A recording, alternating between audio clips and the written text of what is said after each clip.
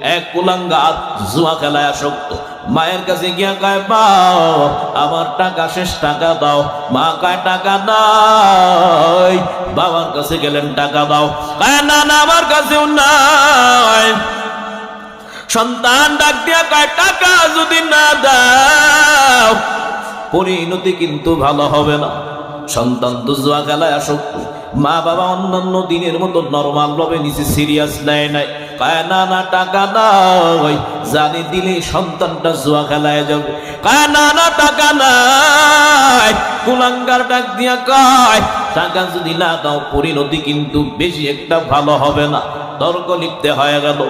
এক পর্যায়ে কুলাঙ্গার ধারালো একটা অস্ত্র নিয়া মারে আঘাত করে, বাবারে আঘাত করে, দুজনের ঘরের ভিতরে হত্যা করে ফেলছে।